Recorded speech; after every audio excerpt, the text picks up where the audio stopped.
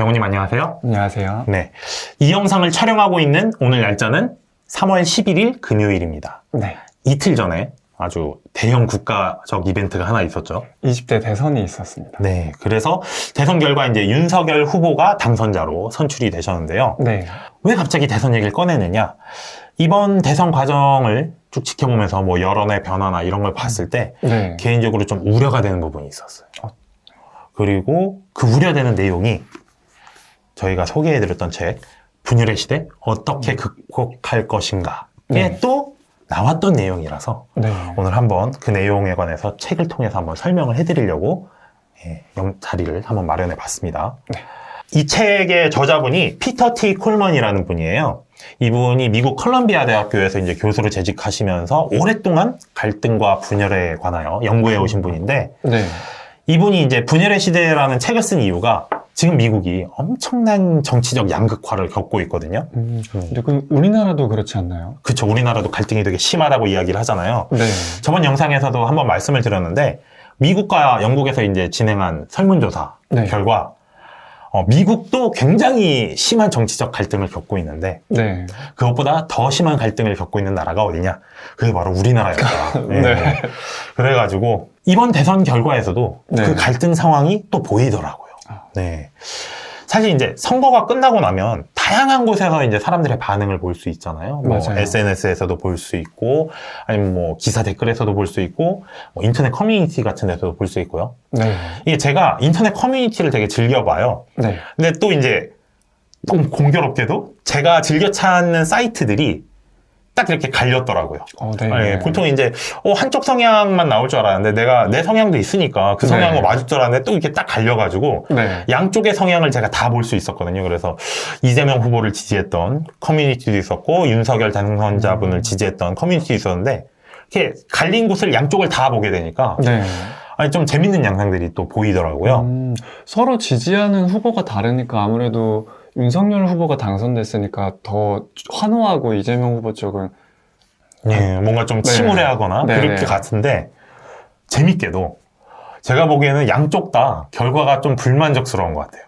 왜 그럴까요? 예, 이게 처음에 출구조사가 발표되었을 때 네. 박빙 이러고 나왔잖아요. 맞아요. 예, 그래가지고 47.8% 대 48.4% 0.6% 차이로 박빙이라고 나왔는데 네. 이랬더니 이제 지는 쪽에서는 당연히 이제 불만이겠죠. 아니 이게 말이 되냐? 어떻게 상대 후보한테 이렇게 투표를 할 수가 있냐? 그 사람들 생각이 있는 거냐? 네. 이런 반응들이 나와요.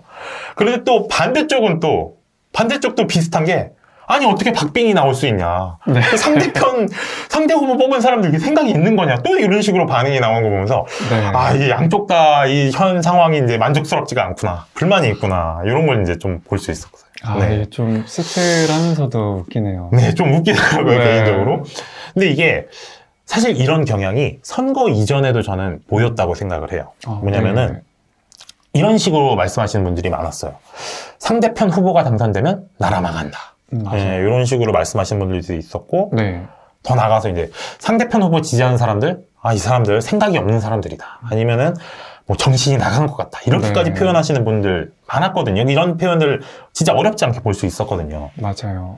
자기가 지지하는 후보를 응원하는 게 아니라 상대편을 지지하는 사람을 좀 나쁘게 보고 폄하하는 것 같아요. 그렇죠. 이게 내가 지지하는 후보를 응원하기만 해도 되는데 꼭 상대편을 이렇게 막 내리깎는 맞아요. 그런 모습들이 보였는데 저는 이 부분이 우리가 처한 갈등의 가장 심각한 문제라고 생각을 합니다. 네. 사실 민주주의에서 의견이 다른 건 전 이건 뭐 지극히 정상이라고 생각을 해요. 정상이죠. 네. 그리고 투표 결과가 이렇게 박빙이 나온 것도 어떻게 보면 우리 민주주의가 되게 건강하게 작동하고 있다? 이렇게 생각할 수도 있는 거거든요. 맞아요. 오히려 몰표가 나오거나 한쪽으로 치우쳐져 있으면 독재 국가에 가깝다고 생각을 합니다. 그쵸, 이제 그쵸, 독재 국가들 보면은, 네. 이제 특정 후보가 막 99% 맞습니다. 득표율로 당선되고 뭐 이런 얘기들이 네. 나오니까, 그건 이제 민주주의가 아니잖아요. 이제 네. 다양한 의견이 자연스럽게 나올 수 있고, 내 의견을 펼칠 수 있는 게 민주주의라서, 네. 사실 이렇게 의견이 갈리는 건 전 나쁘지 않다고 봅니다. 네. 다만, 우리나라는 문제가 뭐냐? 사람들이 그렇게 의견이 갈리는 걸, 못 견뎌 한다고나 할까요? 네. 네, 이렇게 상대 후보를 뽑는 걸 못 참는 것 같아요. 근데 네. 왜 그럴까 생각을 해봤더니 상대방을 악이라고 생각해서 저는 그런 것 같습니다. 예를 들면은 분열의 시대 책에서도 그 부분을 지적을 하는데 갈등이 심한 사회에서는 상대편을 되게 쉽게 비인간화하고 악마화한다고 합니다. 사람으로 보질 않는 거네요. 약간 그런 비슷한 느낌이고 상대편을 악당으로 보는 거죠. 네. 그럼 이제 그렇게 되면 무슨 문제가 벌어지느냐? 공격적인 행동이나 표현을 정당화해요. 네. 왜 정당화되냐면 아니 상대편은 악마니까 지금 내가 공격적으로 행동하는 건 악마를 공격하는 어떻게 보면 정의로운 행동으로 네. 그렇게 정당화가 가능해지거든요. 이걸 이제 어떻게 극복할 것인가를 생각을 해봐야 되는데 네. 제가 이제 분열의 시대의 책을 보고 이제 알게 된 결론부터 이제 말씀을 드리자면 갈등을 봉합한다거나 네. 뭐 통합한다거나 네. 이런 식으로 접근하는 거는 안 됩니다. 갈등을 봉합하는 게 극복하는 방향 아닌가요? 그쵸? 보통 이제 갈등을 극복한다 그러면 이제 갈등을 봉합하고 의견을 통합하고 조율하고 이런 식으로 생각을 하실 텐데 네. 그렇지 않다는 거를 이 책을 보면 알 수가 있어요. 제가 이 책에 나오는 사례를 하나 말씀을 드려볼게요. 네. 이게 배경이 이제 1990년대 보스턴인데 이때 보스턴은 낙태 문제를 가지고 찬성과 반대가 정말 첨예하게 대립을 했어요. 네. 그래갖고 낙태 찬성 시위도 벌어지고 네. 낙태 반대 시위도 벌어지고 네. 이런 상황이었는데 이렇게 갈등이 이제 심해지다 보니까 1994년에 이제 끔찍한 사건이 하나 벌어집니다. 네. 한 낙태 반대론자가 그 임신 중절 클리닉에 이제 침입을 해가지고 네. 총기 난사를 해요. 그래가지고 이제 2명의 여성이 사망하고 5명의 여성이 이제 중상을 입게 됩니다. 네. 이때 이제 범인이 총을 쏘면서 한 말이 되게 좀 무서웠는데요. 뭐라고 했냐면은 네. 총을 쏘면서 이건 네가 자초한 거야. 이러면서 이제 총을 쐈다고요. 상대를 악마화한 거죠. 네. 그러니까 넌 악마니까 이런 총을 맞아도 쏴. 약간 이런 식으로 네. 자기 행동을 정당화하는 거죠. 그래서 이제 이 사건이 벌어지고 나서 6년 뒤에 네. 이제 보스턴 글로버라는 이제 신문에 되게 놀라운 기사가 하나 올라옵니다. 어떤 기사인가요? 제목이 적과의 대화예요. 적과의 대화. 이게 뭐냐면 사건 이후에 그 양쪽이 낙태 찬성 반대가 갈등이 첨예하게 대립했다고 했잖아요. 네. 시위운동도 하고. 그래서 낙태 찬성 운동을 하는 리더 3분하고 네. 낙태 반대 운동을 하는 리더 3분을 네. 몰래 모셨어요. 왜 몰래를 모셨나요? 이게 왜 몰래냐면 갈등이 첨예하니까 네. 적하고 만나는 거잖아요. 네네. 그러면 이제 이렇게 생각할 수 있는 거죠. 아니 왜 우리 리더가 저런 사람하고 만나요? 지금 우리 배신하는 거예요? 이렇게 나와서 또 테러를 당할까봐 네. 이게 또 무서우니까 이제 몰래 이제 모임을 가졌어요. 근데 그걸 6년 동안 가져왔다고. 엄청 오래 걸렸네요. 그렇죠. 엄청 네. 오랫동안 이 비밀 모임을 가져왔는데 네. 그래갖고 왜 이걸 만났느냐 이렇게 끔찍한 사건이 벌어지고 나니까 우리가 그냥 가만히 있으면 안 되겠다. 우리 갈등을 말 그대로 봉합하고 우리 의견을 통합하고 이런 과정을 위해서 토론을 하자. 네. 그래갖고 6년 동안 만났습니다. 네. 그러면은 이렇게 해서 결과가 어떻게 됐을까요? 6년이면은 그래도 꽤 오래 만났으니까 서로 의견이 합쳐지고 화합됐을 것 같은데요. 좀 뭔가 결론이 나왔을 것 같잖아요. 네네. 결론적으로 말씀드리면 결론이 안 났습니다. 왜 그런가요? 예. 아무런 봉합도 통합도 없었어요. 이 6명의 참가자들이 네. 만약에 이제 6년 동안 토론을 했잖아요. 네. 그러면서 오히려 자기 의견이 더 강화됐다고 해요. 그래서 찬성하는 사람은 더 찬성하게 되고 네. 반대하는 사람은 더 반대하게 됐다. 자기 의견들이 더 이제 약간 논리적으로 바뀌면서 더 주장이 강해진 거네요. 그렇죠. 이제 토론을 하다 보니까 네. 이제 아무래도 토론 준비도 하려면 공부도 해야 되고 자료도 준비해야 되고 이러다 보니까 내 주장을 더 강화할 수 있는 그런 탄탄한 근거들이 마련되는 거예요. 그래가지고 네, 오히려 내 생각이 더 강화됐어요. 그래서 결론적으로 입장 차이가 더 심해졌습니다. 네. 그런데 여기서부터가 중요해요. 네. 입장 차이가 심해진 거는 갈등이 심해진 거랑 다른 차원의 문제였어요. 이들이 이제 서로의 이제 입장이 오히려 더 심하게 양극화가 됐죠. 네. 대신에 갈등을 극복할 수 있는 아주 소중한 경험을 얻게 됩니다. 그게 뭔가요? 바로 상대가 나와 별반 다르지 않은 사람이라는 걸 깨달은 거예요. 처음에 이제 양쪽이 네. 만남을 가지기로 할 때는 뭐랄까 상대방을 자연스럽게 혐오하고 폄하했어요. 예를 들면은 첫 만남 때 네. 낙태 반대론자들이 3분이 있다고 했잖아요. 이분들이 네. 사전에 먼저 모였어요. 네. 모여가지고 기도를 했다고 합니다. 뭐라고 기도를 했냐면은 저희가 악한 여자들과 함께 앉는 죄를 용서해 주시옵소서 네. 하고 기도를 했대요. 네. 예, 그러니까 상대방을 악마화하고 있는 거잖아요. 네. 그럼 또 낙태 찬성자들은 어땠느냐? 이분들도 별로 많이 다르지 않았죠. 이제 상대편 사람들을 지금 시대가 어느 때인데 무슨 중세 시대도 아니고 쟤네들 시대에 덜 떨어진 멍청한 사람들이다 이렇게 네. 생각을 또 했다고 해요. 네.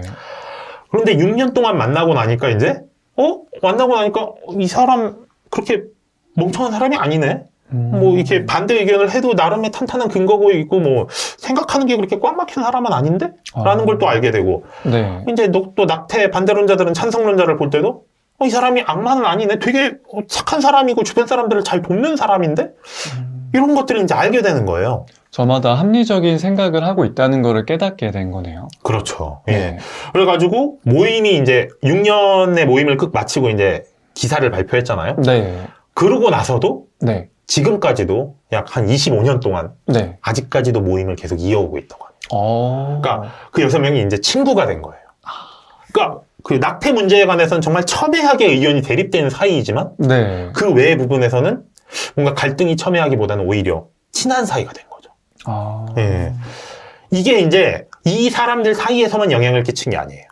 이런 운동이 이제 기사가 나오고 나서 이런 활동이 있었다는 걸 사람들이 알게 되니까 그 분위기가 도시 전체에도 영향을 주어가지고요. 그 기사가 나온 이후로 낙태 문제에 관해서 어떤 폭력이나 날선 표현이 이전보다 상당히 많이 줄어들었다. 굉장히 좋은 현상이네요. 네. 서로의 의견은 오히려 더 극과 극으로 나뉘었지만 서로를 향한 미움은 줄어든 거네요. 그렇죠. 미워하는 마음이 줄어들었다는 거. 네. 이게 저는 중요하다고 봐요. 이 사람들의 갈등은 봉합되지도 의견이 통합되지도 않았어요. 네. 하지만 이들의 혐오와 분열은 줄어들었죠. 네. 그리고 저는 이런 모습을 네. 지금 우리나라에 적용해야 한다고 생각을 합니다. 맞아요. 아까 양쪽 진영이 다 불만이라고 말씀을 드렸잖아요. 네. 이게 투표 결과가 내가 생각한 것보다 상대편을 뽑은 사람이 많이 나올 수도 있어요. 그게 자연스러운 민주주의입니다. 그런데 그 결과를 놓고 뭐 국민들이 어리석다느니 뭐 세상이 말살하더니 이러다가 나라 망한다느니 이런 식으로 표현하고 생각하는 거는 저는 그것도 다른 의견을 가진 사람을 비인간화하고 악마화하는 거라고 생각을 해요. 네. 그러다 보면 어떻게 되죠? 자연스럽게 서로를 미워하게 됩니다. 맞아요. 예. 그런데 상대편이 나쁜 사람들이 아니에요. 이게 그냥 어떻게 보면 진짜 나랑 의견이 그저 다른 사람일 뿐이다. 네. 이렇게 생각을 할 수도 있거든요. 네. 따지고 보면 사실 그 반대 의견을 가진 사람하고 차이점보다는 공통점이 훨씬 더 많을 거예요. 네. 일단 우리는 같은 인간이고요.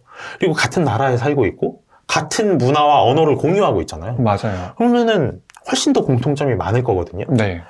그런데 단지 의견이 하나 갈린다고 그냥 지지하는 대선 후보가 다르다고 상대방을 죽일 놈 취급하는 거 저는 이거는 좀 아니라고 생각을 하고요. 네. 그렇게 의견이 갈려도 막상 만나보면 또 죽이 잘 맞을 수도 있거든요. 맞아요. 네. 요번에 이제 선거 관련해서 아는 네. 선배분한테 제가 좀 재밌는 얘기를 들었는데요. 네. 그 선배분이 이제 친가는 보수 성향이래요. 네. 네. 그리고 이제 처가는 진보 성향이래요. 네. 이러다 보니까 무슨 일이 벌어졌냐면 이제 아버지가 그 손주한테 그러니까 자기 아들한테 전화를 해가지고 이랬대요. 야, 외할아버지 전화 오면은 꼭 윤석열 뽑으라고 그래. 손주한테 그랬다는 거예요. 원래 네. 손주가 이제 외할아버지 전화 받고 이 얘기를 했다가 또 이제 다시 할아버지한테 전화를 해서 하는 얘기가 네. 할아버지 윤석열 말고 이재명 뽑아야 한다고 외할아버지한테 그러던데요? 또 이랬다는 거예요. 서로 예. 이렇게 양쪽에서 네. 그러니까 뭐 고래 싸움에 이제 손주등만 터진 격인데 네. 뭐 요런 것까지는 이제 웃고 넘어갈 수 있는데 이제 그 선배 입장에서 하나 마음에 안 드는 게 좀 불편한 지점이 있었다는 게 뭐냐면 네. 서로 이제 정치적 성향이 갈리다 보니까 친가 사람들은 처가 사람들을 이상하게 생각하고 네. 처가 사람들은 반대로 친가 사람들을 또 이상하게 생각한다는 거예요. 이게 좀 불편하다는 거예요. 이게 자기가 보기에 우리 아버지가 이상한 사람이 아닌데 네. 열심히 살아오셨고 좋으신 분인데 왜 그렇게 생각을 할까? 또 반대로 장인어른 정말 좋으신 분이고 네. 이상한 사람이 절대 아닌데 양쪽에서 이제 정치 얘기만 나오면 서로를 이상한 사람 취급한다는 게 그 사이에서 굉장히 속상할 것 같아요. 속상하기도 하고 스트레스도 엄청 많이 받겠죠. 네.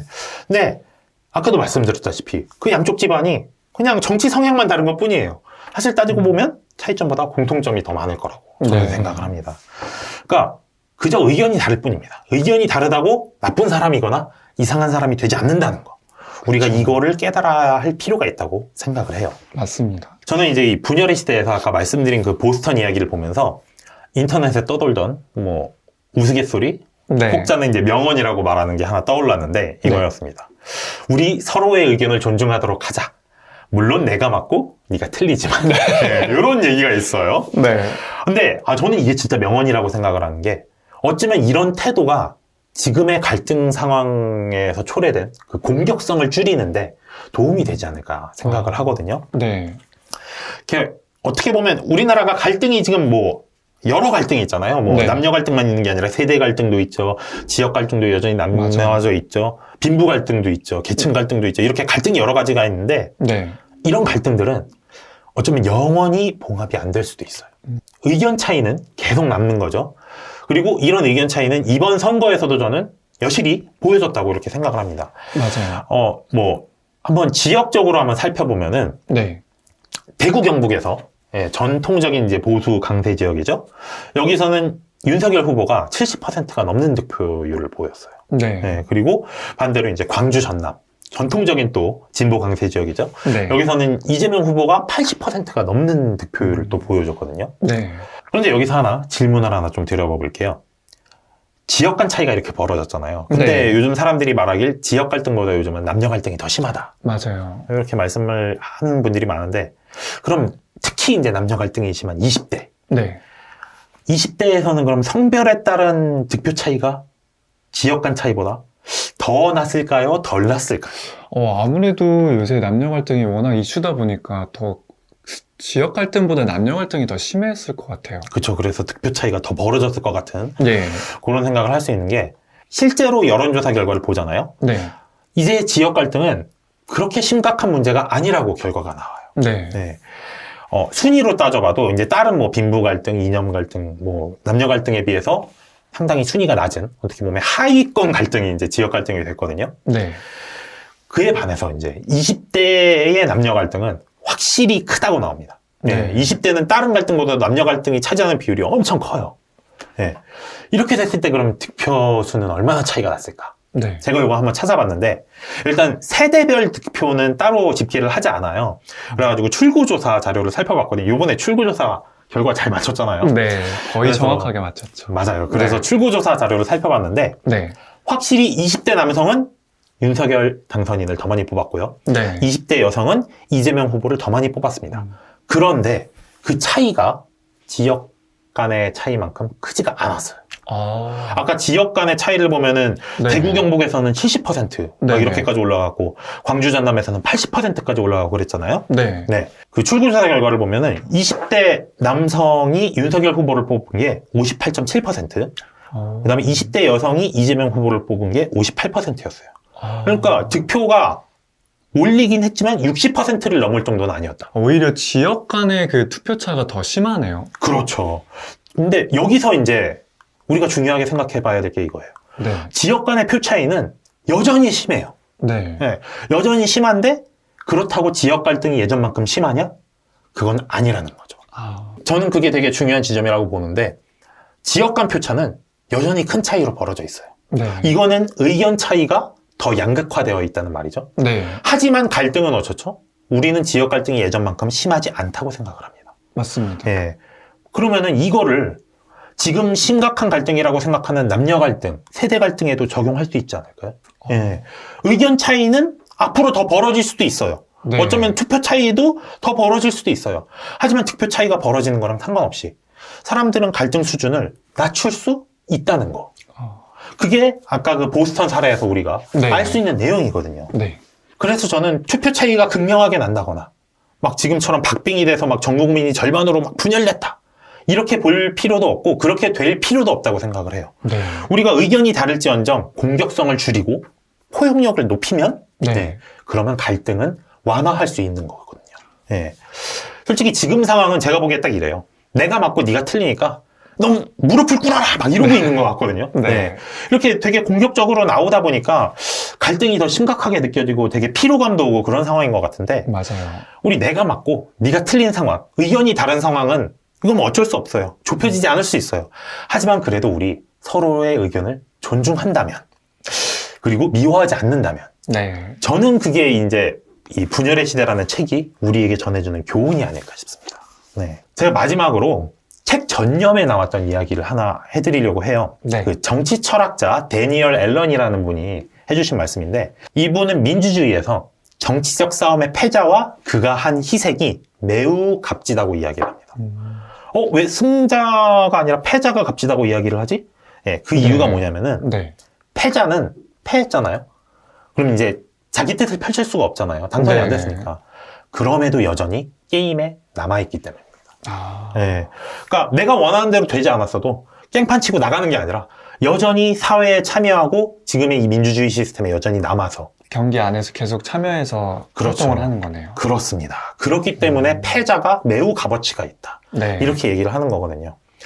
이번 선거에서도 승자와 패자가 갈렸습니다. 예, 선거를 하면 어쩔 수 없이 그렇게 되게 돼 있죠. 네. 이제 우리는 승자에게 축하를 많이 보내주잖아요. 맞습니다. 저는 그런 만큼 패자에게도 여전히 게임에 남아있음을 좀 칭찬하고 격려해주는 그런 분위기가 좀 형성이 됐으면 좋겠어요. 그리고 그렇게 이제 서로의 존재가 승자만 중요한 게 아니라 패자도 여전히 소중하다는 걸 우리가 인식할 수 있다면은 네. 우리의 갈등도 좀 덜 공격적으로 바뀔 수 있지 않을까. 예. 그리고 그렇게 덜 공격적이 되고 더 포용적이 되는 게 우리나라의 갈등 상황을 조금 더 긍정적으로 바꿀 수 있지 않을까 하는 생각을 해보게 됩니다.